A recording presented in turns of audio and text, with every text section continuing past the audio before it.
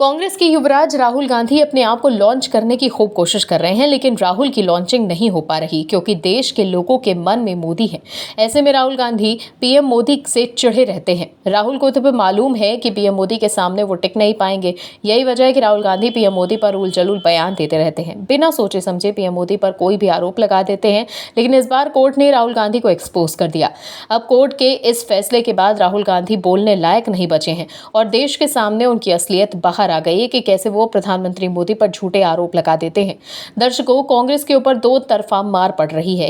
एक तरफ तो पीएम मोदी की राजनीति का तोड़ नहीं निकाल पा रहे, तो वहीं दूसरी तरफ वो पैसों की समस्या से भी जूझ रहे हैं।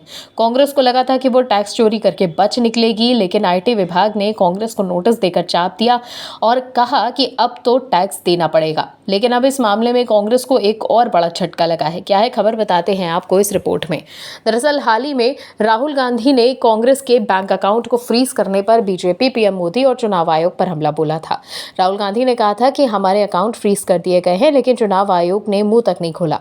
उन्होंने कहा कि ये कोई कांग्रेस के अकाउंट की बात नहीं है, ये लोकतंत्र की हत्या की बात है। राहुल ने कहा था कि हम पैसों की कमी के चलते चुनाव प्रचार नहीं कर पा रहे, हमारे प्रत्याशी हवाई जहाज क्या रेल टिकट तक नहीं ले पा रहे। उन्होंने कहा कि कांग्रेस पार्टी पर यह हमला चुनाव प्रचार रोकने के लिए किया जा रहा है, लेकिन अब कोर्ट के फैसले से राहुल गांधी बेनकाब हो गए हैं कि कैसे एक तो कांग्रेस गलती करती है और कार्रवाई होने पर राहुल गांधी उल्टा सरकार पर ही हमला कर देते हैं और लोकतंत्र को खतरे में होने की बात करते हैं। लेकिन अब कोर्ट के फैसले से साफ हो गया है कि लोकतंत्र खतरे में नहीं है, कांग्रेस का अस्तित्व खतरे में है। दरअसल आईटी विभाग द्वारा अकाउंट फ्रीज किए जाने के मामले में कांग्रेस कोर्ट भी पहुंची थी, लेकिन कोई फायदा नहीं हुआ।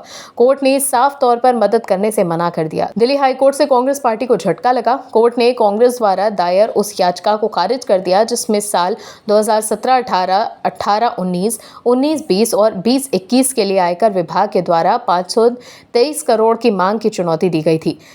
न्यायमूर्ति यशवंत वर्मा और न्यायमूर्ति पुरुषेंद्र कुमार कौरव की खंडपीठ ने इस मामले में सुनवाई की। आपको बता दें कि इनकम टैक्स डिपार्टमेंट ने लोकसभा चुनाव से महज 3 हफ्ते पहले कांग्रेस पार्टी से 523 करोड़ रुपए की टैक्स की मांग की है। इससे पहले 25 मार्च को कोर्ट ने कांग्रेस द्वारा दायर 3 याचिकाओं को ये कहते हुए खारिज कर दिया था कि राजनीतिक दल ने मूल्यांकन पूरा होने का समय समाप्त होने के कुछ दिन पहले अदालत का रुख करने का विकल्प चुना है। कोर्ट ने कहा कि ऐसा प्रतीत होता है कि आयकर विभाग के अधिकारियों ने इनकम टैक्स एक्ट के तहत कांग्रेस की आय की आगे की जांच के लिए पर्याप्त और ठोस सबूत जुटाए हैं। Bureau report, OMH news. और भी वीडियोस देखने के लिए चैनल को सब्सक्राइब करें और बेल आइकन को दबाएं।